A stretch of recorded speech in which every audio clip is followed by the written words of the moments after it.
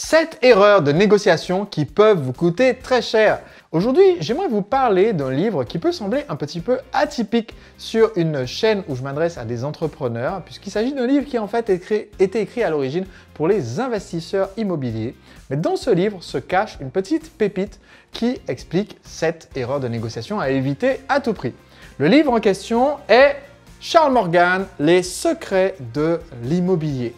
Comme je vous ai dit, la raison pour laquelle je l'ai acheté, c'est parce que j'avais cette réflexion par rapport à l'achat d'un bien immobilier. Et bizarrement, dans ma tête, ce projet était un peu distinct de la façon dont j'aborde plein d'autres projets, y compris ceux pour mon entreprise. Et donc, je me suis dit que ça serait intéressant de parler de cette question de négociation parce que bizarrement, on se crée des compartiments comme ça dans notre cerveau qui font qu'on peut avoir de très bonnes pratiques dans un domaine et ne pas les appliquer dans un autre domaine. Par exemple, j'ai rencontré plus d'une fois parmi mes 10 000 clients, j'ai rencontré plus d'une fois des personnes qui avaient eu un bon succès dans des investissements qui n'ont rien à voir avec une entreprise. Donc par exemple, un très bon succès en tant qu'investisseur ou promoteur immobilier, mais qui avaient du mal dans le démarrage ou le lancement de leur activité à appliquer les mêmes bonnes pratiques qu'ils avaient dans la gestion de leurs biens locatifs ou dans le travail qu'ils faisaient avant. Et je pense que c'est très important quand on a des bonnes pratiques dans notre vie d'être capable de les transposer à un nouveau secteur d'activité. Par exemple, autant j'ai appris de façon douloureuse comment négocier gagnant-gagnant pour éviter de me faire tordre le bras dans une négociation, mais aussi pour éviter de fermer la porte dans une négociation. Donc j'ai beaucoup appris dans la gestion de mon entreprise à mieux comprendre les négociations, aussi bien avec des prestataires que des partenaires, des employés ou des fournisseurs. Et j'ai réalisé une vidéo sur cette chaîne dont je vous mettrai le lien dans la description qui s'intitule « Comment négocier comme Donald Trump ». Je pense que ça sera une bonne ressource pour vous d'aller voir cette vidéo puisque je chronique le livre de Donald Trump au sujet de la négociation. Et donc, j'aimerais maintenant vous faire part de 7 erreurs que j'aurais pu commettre dans ma première offre immobilière simplement parce que j'aurais oublié d'appliquer les mêmes bonnes pratiques que j'applique dans mon entreprise et je veux vous éviter ça, aussi bien si vous faites de l'investissement que dans le cadre de la négociation d'un gros contrat pour votre boîte. Quelle est la première erreur de négociation qu'on peut commettre quand on démarre la conversation? Et bien, la première erreur de négociation, c'est de payer le prix demandé. En effet, quand vous démarrez une négociation sur un listing, et évidemment ici si on parle d'immobilier, il s'agira du prix affiché en agence ou du prix si c'est un particulier qui le vend que vous allez voir directement sur Le Bon Coin. Si vous travaillez avec un fournisseur, il peut s'agir du prix qui se trouve sur leur site internet ou de leurs conditions de paiement. Eh bien, il faut savoir que le prix qu'ils mettent sur le site internet ou dans la vitrine, c'est dans l'idéal. Si on tombe sur quelqu'un qui a plein de sous et pour qui l'argent n'est pas une considération, eh bien voici ce qu'on aimerait lui facturer. Donc l'entrepreneur libre étant quelqu'un qui veut que son argent aille plus loin et que son argent lui ait le plus d'effet de levier possible, eh bien c'est aussi un entrepreneur qui négocie et qui sait revoir à la baisse les prétentions de vos fournisseurs, des personnes qui ont besoin de votre argent pour ne rien en faire de mieux que ce que vous pourriez en faire. Et donc, cette négociation, elle ne doit pas s'arrêter au prix qui est sur l'étiquette. Et je fais une petite parenthèse pour vous apprendre quelque chose d'intéressant, qui est que les prix sur des étiquettes, ça n'a pas toujours existé. En effet, les étiquettes de prix ont été inventées par les Quakers aux États-Unis, qui sont en fait des protestants avec un certain fonctionnement très carré de la vie. C'est eux qui font les Quaker Oats, donc les flocons d'avoine que vous trouvez chez votre supermarché préféré. Et les Quakers, en fait, ils sont partis de cette réflexion qui est, depuis l'aube des temps, quand vous alliez au marché, eh bien, il fallait faire quelque chose que les Quakers détestent, qui est, au marché, souvent, il faut marchander. C'est-à-dire, vous arrivez et vous demandez combien ça coûte. Eh bien, on ne vous a pas annoncé le même prix qu'on a annoncé à la personne qui est venue juste avant vous. Pourquoi? Parce que si vous êtes mieux habillé, on va se dire vous avez plus de moyens, donc à la tête du client, on vous facture plus cher. Vous devez un peu négocier le prix à la baisse. Bref, les Quakers ont jugé que ce n'était pas équitable que les prix soient à la tête du client et soient différents selon la capacité de discussion, de négociation de chacun. Donc ils ont dit on va instaurer un système où le prix sera le même pour tout le monde. Alors ce système évidemment a été vite adopté dans la grande distribution et aujourd'hui vous allez à Carrefour, à Leclerc, votre supermarché de quartier, eh bien vous n'allez pas pouvoir avec la vendeuse à la caissière lui dire bah, écoutez les pommes pour 5 € le kilo c'est vraiment abusé, j'en paierai que 4,50 ou alors vous gardez vos pommes. Vous pouvez faire ça, elle va vous dire bon ben on garde nos pommes. C'est du coup devenu quelque chose de très présent dans notre culture occidentale que discuter les prix, c'est choquant, c'est les gens pauvres qui font ça, c'est les gens proches de leurs sous qui font ça, ça a un côté un peu dégradant et on n'ose pas. Je l'ai moi-même vécu pendant mon tour du monde avec ma compagne Cécile, on est arrivé en Inde, on a été accueillis par notre hôte, on faisait du couchsurfing, on a été accueillis par notre hôte à Nupam à la gare qui nous a dit je vous ramène chez moi, on va en rickshaw, en français ça s'appelle un pouce-pouce quoi, enfin c'est un petit truc à moteur où vous asseyez à l'arrière. Et quand on est arrivé, on a payé 80 roupies pour aller de la gare à chez lui. Le lendemain, nous on part visiter, il nous a expliqué son adresse, etc. pour qu'on puisse rentrer. Quand on arrive à la gare, je descends les marches comme ça, il y a tous les taxis quoi, qui sont là et qui disent bon, nous, moi, donc je dis je vais à telle adresse et ils me disent c'est 250 roupies et tout le monde est d'accord. Ils sont tous d'accord entre eux. C'est pas un marché où chacun dit non, moi je le fais pour 200, non, c'est 250. Je dis non, c'est pas le tarif. Ils disent ah si, c'est le tarif. Le mec il se tourne vers son voisin, il dit ah, c'est 250. Le mec il dit oui, c'est 250 roupies. Il dit non, c'est pas possible. Hier on était 3, on a payé 80 roupies et là c'est 250 alors qu'on est que 2. C'est pas possible. Et puis on descend le tarif, 150, 100. Le mec est vraiment pas content. Allez, ok, 80, hop, il m'emmène. Le lendemain, on revient, on descend les mêmes marches et c'est cette fois-ci Cécile.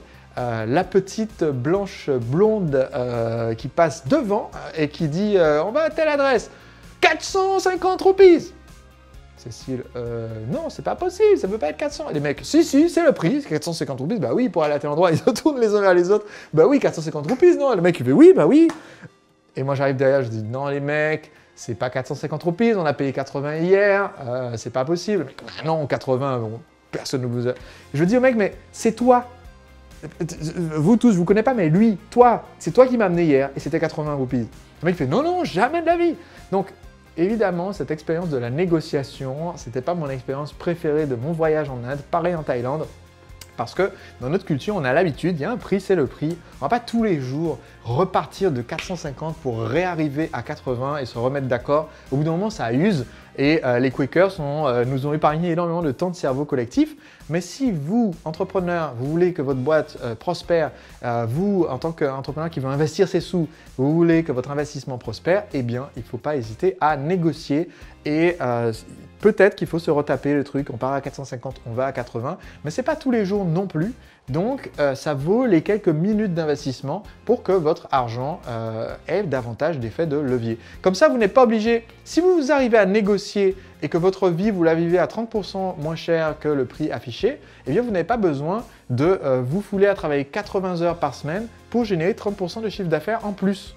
Il vous suffit d'avoir pris quelques minutes pour négocier à 30% la domiciliation de votre entreprise, les services de secrétariat et qu'en sais-je. Et du coup, il n'est plus besoin d'autant de courir dans la roue de hamster comme ça pour faire entrer du chiffre d'affaires. Donc première erreur, je vous promets, je ne ferai pas aussi long sur chaque erreur. Première erreur, c'est de payer le prix demandé. Deuxième erreur, mettre toutes ses cartes sur la table. Vous commencez une négociation, eh bien, évitez de donner en fait votre prix maximal si c'est vous qui payez, votre prix minimal si c'est vous qui vendez. parce que vous ne connaissez pas en fait la distance de négociation qu'a l'autre personne en face. Donc plutôt que de faire votre meilleure offre et de ne pas pouvoir avancer, négocier, eh bien faites comme je l'enseigne dans mon autre vidéo sur la négociation où je vous explique comment on fait pour trouver le juste milieu entre 0 et 100. Donc 0, c'est vous qui perdez à 100% et 100, c'est vous qui gagnez à 100%. Comment est-ce qu'on trouve le juste milieu entre vous et l'autre négociateur? Ça, c'est dans une autre vidéo, dans le lien dans la description. Troisième erreur des négociateurs, c'est de faire une offre beaucoup trop basse. Autrement dit, si vous ne savez pas quelle est la marge de discussion de l'autre personne, eh bien évitez d'être le premier comme ça à parler en faisant une offre carrément trop basse. Ça peut passer quelquefois, comme on dit, sur un malentendu, ça peut passer, ou si le vendeur est extrêmement pressé ou a des difficultés. Mais il y a un double inconvénient. Alors dans le cadre d'un bien immobilier, si vous faites une offre trop basse, à moins de faire beaucoup de volume, vous faites 40 offres toutes les semaines, bon, il y en a bien un qui finira par mordre, pourquoi pas, c'est une stratégie. Par contre, en tant qu'entrepreneur, en fait, si vous devez négocier des tarifs de prestataires, de fournisseurs, et que vous faites tout le temps une offre trop basse, eh bien, même quand quelqu'un prend cette offre parce qu'ils ont vraiment besoin du cash aujourd'hui et qu'ils n'écoutent pas les vidéos du marketeur français et qu'ils ne savent pas comment se différencier, etc., eh bien, même quand quelqu'un saisit votre offre, il y aura une certaine rancœur ou alors pas une volonté de travailler ensemble sur le long terme. Et donc, ce n'est pas une offre gagnant-gagnant. Donc, c'est bien de faire une offre et de négocier, mais évitez d'essayer de tirer toute la couverture, sinon vous créez de la rancœur, et la rancœur, c'est jamais très très bon. Quatrième erreur, ça c'est très classique, je vois tout le temps. Quatrième erreur des négociateurs qui se trompent, la quatrième erreur, c'est renchérir contre soi-même. C'est-à-dire que vous avez fait une offre, et en face, vous avez quelqu'un qui encaisse l'offre. Donc, chacun a son rôle dans cette conversation. C'est un peu comme un jeu. C'est un peu comme je vous disais, les escaliers de la gare de Gourgan à côté de New Delhi. C'est pareil. Vous avez les mecs en face, ils ont leur bici-taxi, leur rickshaw. Leur rôle, c'est d'essayer de vous facturer beaucoup plus cher parce que du coup, un touriste qui a payé 450 roupies, pour un aller-retour, ça lui rapporte beaucoup plus que 4 touristes qui vont payer 80. Donc évidemment, le mec, c'est son boulot, c'est sa mission. Sa mission, c'est d'essayer de me faire facturer, de me pigeonner le plus possible. Ma mission, c'est de ne pas me faire pigeonner. Donc il va me dire 450, je vais lui dire 80. Sa mission, c'est de me faire céder. Donc il va me dire, ben non, c'est pas les prix, regarde, c'est les prix. Ben non, c'est pas les prix c'est 450, n'est-ce pas? Oui, bien sûr qu'il va faire ça. Quand vous faites votre négociation, vous êtes face à un client, certains d'entre vous qui regardent mes vidéos où vous vendez du consulting, des offres comme ça, avec des prix qui sont modulables, on va dire. Vous êtes face au client, c'est le job du client de réagir quand vous dites votre prix en faisant « Ah ouais, ah non mais, ouh, vous faites plaisir là, hein, ouh, dites donc, c'est un budget votre, ah, ouh, je vais réfléchir, hein, parce que faut que j'en parle à ma femme. » C'est son job. C'est son job. Il a raison de le faire. Pourquoi est-ce qu'il a raison de le faire? Parce que 4 entrepreneurs sur 5 ou davantage, pour vous donner une idée, mais je pense la très grande majorité, vont entendre ça et vont dire « Ouais, bon, du coup, peut-être que on peut s'arranger, je vais vous faire une ristourne, je vais baisser un peu ou on peut enlever telle option. » Voilà. C'est son job de vous faire baisser votre prix et négocier contre vous-même. Donc, votre job, c'est de rester comme ça. Celui qui se tait le plus longtemps a gagné, en fait. Son job, c'est de dire « Ah oui, c'est le tarif. » Et du coup, que lui dise « Bon, ok. » Donc, erreur à ne jamais commettre, renchérir contre vous-même. Vous avez fait une offre, que ce soit pour un achat ou pour une vente, eh bien, vous attendez une contre-offre. Vous ne faites pas vous-même une contre-offre sur l'offre que vous-même avez déjà établie, sinon, ça ne servait à rien de la faire à la base. Erreur numéro 5 des négociateurs débutants, c'est faire une offre à prendre ou à laisser. Et ça peut paraître contre-intuitif parce que c'est en fait recommandé par beaucoup de cours de négociation que de faire une offre à prendre ou à laisser. Et quand je dis ça, et quand l'auteur le dit, c'est pas tellement le fait de faire à un moment donné une offre en disant « Bon, ok, on arrête, c'est tant ou rien ». Ça, c'est une bonne stratégie de négociation et j'en parle dans mon autre vidéo sur les techniques de Donald Trump. C'est une très bonne technique. Par contre, quand vous faites cette offre qui est à prendre ou à laisser, c'est dans le ton en fait que le but n'est pas de fermer la porte. Il y a une façon de dire, écoutez, c'est mon dernier prix, si ça vous déplaît, je comprends, et du coup, on s'arrête là, parce que j'ai d'autres opportunités, et là, pour ce prix, en dessous de ce prix, si je suis vendeur, ou au-dessus de ce prix, si je suis acheteur, ça ne marche pas pour moi, donc tant pis. Si ça ne vous convient pas, on arrête là, je vous laisse un peu de temps pour réfléchir. Ça, c'est une façon de faire une offre à prendre ou à laisser. Par contre, si vous faites l'offre à prendre ou à laisser en claquant la porte du nez de la personne d'en face, en disant, écoutez, c'est ma dernière offre, c'est un ultimatum, donc voilà, si vous n'êtes pas content, c'est pareil. Donc, si vous faites ça, si ce n'est pas la peine de faire l'offre, vous avez déjà fermé la porte de par le ton que vous utilisez dans cette communication, qui n'est pas gagnant-gagnante.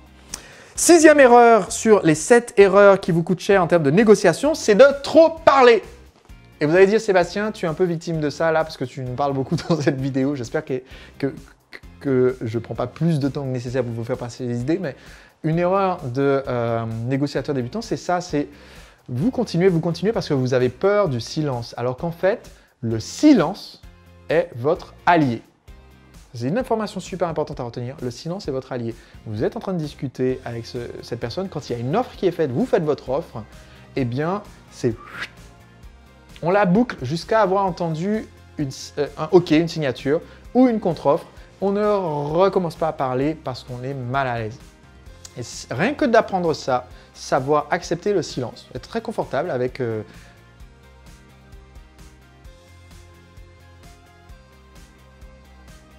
un peu de silence, eh bien, ça va booster votre confiance en vous, ça va vous aider dans les dîners de famille, ça va vous aider dans les soirées de networking où vous discutez avec quelqu'un et puis un petit blanc et un ange qui passe dans la conversation.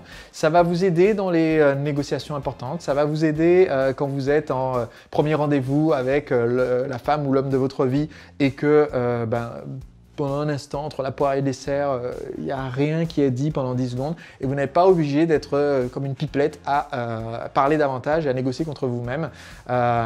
Et ça, voilà, c'est peut-être une des techniques de communication les plus importantes à apprendre, c'est savoir se taire.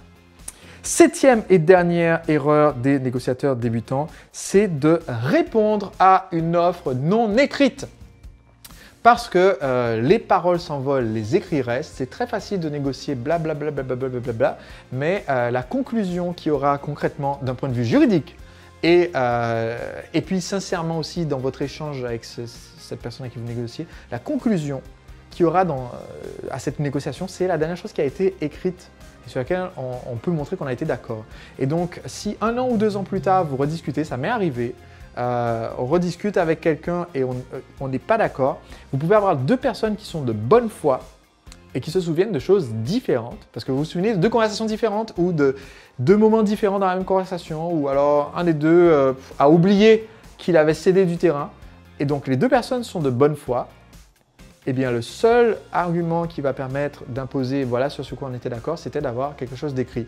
Donc, évitez, ça m'est arrivé dans un contrat important de coproduction de produits, ça m'est arrivé d'avoir, on n'avait que l'ébauche, la première ébauche du contrat avec des notes manuscrites dessus, et puis 3 ans plus tard, on sait très bien, tous les 2, moi et le gérant de l'autre société, que c'est pas ça qu'on avait signé, qu'on avait changé les termes là-dedans. Eh bien, il n'y a pas de papier qui prouve l'autre version. On n'est pas d'accord sur qu'est-ce que c'est en plus, l'autre version. Du coup, le seul papier sur lequel on peut se baser, c'est le brouillon avec plein de notes écrites par-dessus. Et ça nous a coûté très cher à tous les 2. Donc, je voudrais vous éviter cette erreur.